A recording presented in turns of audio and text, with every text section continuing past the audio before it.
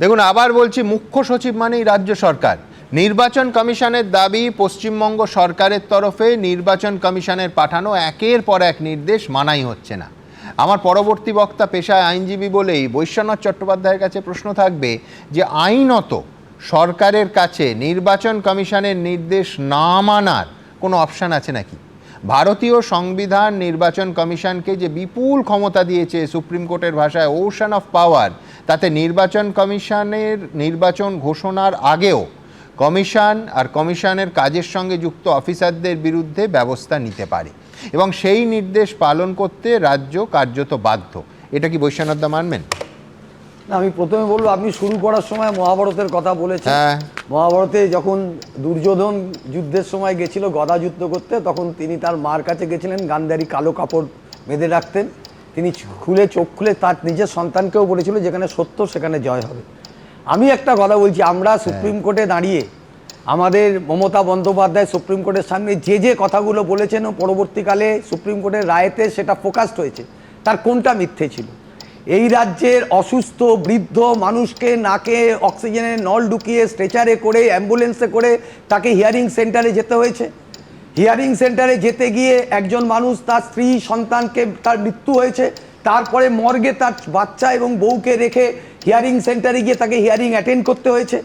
আপনারা দেখেছেন যে চূড়ান্ত ভোগান্তির মধ্যে 1,36,00,000 লোককে লজিক্যাল ডিসক্রিপেন্সির নাম করে তাদেরকে লাইনে দাঁড় করিয়েছে। এর আগে নোটবন্দিতে যে করেছিল, এখন ভোটবন্দি করেছে। আমাদের মমতা বন্দ্যোপাধ্যায় যে কথাগুলো বলেছিলেন, বৈশ্বনাথ, আপনি যন্ত্রণার কথা বলছেন, প্রত্যেকটা কথা সত্যি বলছেন, কিন্তু আমার বক্তব্য আইনত, আইনজীবী হিসেবে নির্বাচন কমিশনের নির্দেশ না মানার কোনো আইনি অপশন কি রাজ্য সরকারের আছে?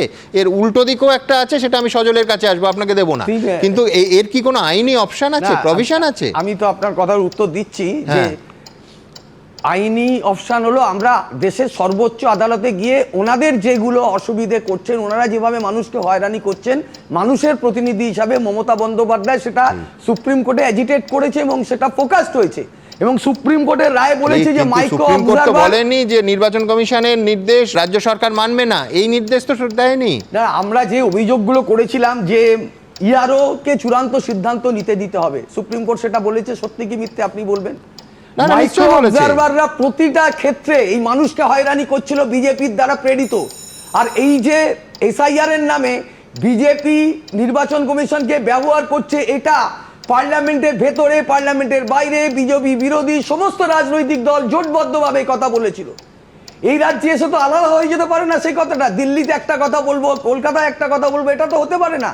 বিজেপি বিরোধী সমস্ত রাজনৈতিক দল মনে করে যে নির্বাচন কমিশনকে ব্যবহার করে মহারাষ্ট্রে কারচুপি হয়েছে, হরিয়ানাতে কারচুপি হয়েছে, দিল্লিতে কারচুপি হয়েছে, বিহারে কারচুপি হয়েছে, বাংলায় কারচুপি করার জন্য চেষ্টা করছে।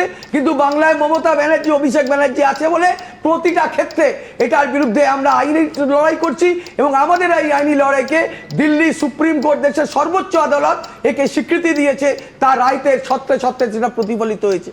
এটাকে যতই বিভ্রান্ত যারাই করুক, কিন্তু এটা বিভ্রান্ত করতে পারবে না যে সুপ্রিম কোর্ট এটাও বলেছে এসআইআর হবে, এই বিষয়ে কোনো বাধা বরদাস্ত করা হবে না, এটাও সুপ্রিম কোর্ট বলেছে। পাশাপাশি 2-3 বছরের কাজটা 2-3 মাসে করা যায় না।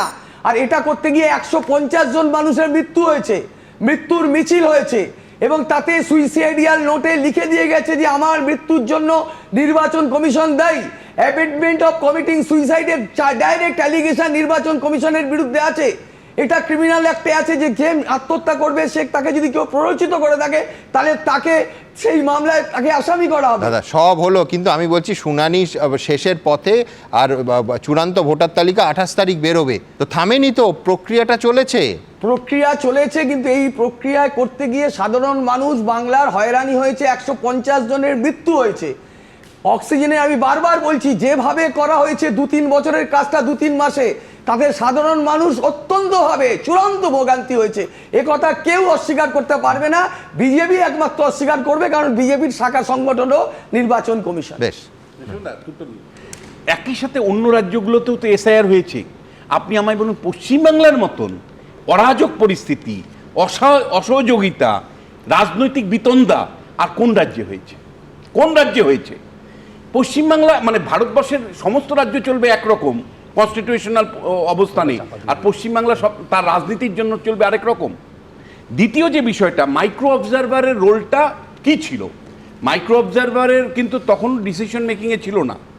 মাইক্রো অবজারভারের ভূমিকাটা ছিল যে যদি কাগজগুলো আপলোড হতো, যদি কোনো খামতি থাকতো, তাহলে সেটা মানে ইআরও কাছে পাঠিয়ে দিতেন, আর কোনো কমেন্ট নাই সেখানেও। আবার যেটা মানে সবগুলো ঠিকঠাক থাকতো, সেগুলো রোল অবজারভারের কাছে পাঠিয়ে দিতেন। তার কিন্তু হ্যাঁ না কিছু বলার অধিকার ছিল না। দ্বিতীয় প্রশ্নটা যেটা, মাইক্রো অবজারভার নিয়ে আপনাদের এত স্পর্শকাতর অবশ্যই হওয়া উচিত আপনার রাজনৈতিক দল হিসাবে। তাহলে আপনি একটা বিশুদ্ধ ইলেকশন মানে সুপ্রিম কোর্টের নির্দেশ মতন ৮৫০০ জনের যে তালিকা দিয়েছেন, এটা জল মিশিয়েছেন কেন? আপনি হাতে কলমে এই কাজটা করছেন না, হাতে কলমে আমরা এই কাজটা করছি, কারণ আমি বিএলও 1 হিসাবে 9টা বিধানসভায় চালিয়ে আছি। আপনার কোনো প্র্যাকটিক্যাল এক্সপেরিয়েন্স কেন দিয়েছেন? প্র্যাকটিক্যাল এক্সপেরিয়েন্সটা আমাদের আছে। আপনার কোনো জায়গায় হতাশা আছে, আপনি তাই তৃণমূল কংগ্রেসকে কাজ করা দাঁড় করাচ্ছেন। আপনার কোনো হতাশা আছে, আপনার প্রেডিকশন মেনে না, তাই আপনি এসে না না আপনার কথা মিথ্যে কথা। আমি প্র্যাকটিক্যালি করছি না এই কাজটা, এটা নয়। মাইক্রো বৈধ ভোটারদের নাম কাটতে হচ্ছে, বৈধ ভোটারদের কাটতে নাম কাটতে হচ্ছে। আপনি জানেন না, আপনি জানেন না, আমি হাতে কলমে করছি বলে আপনার থেকে এই সাবজেক্টে বেশি জানি আমি।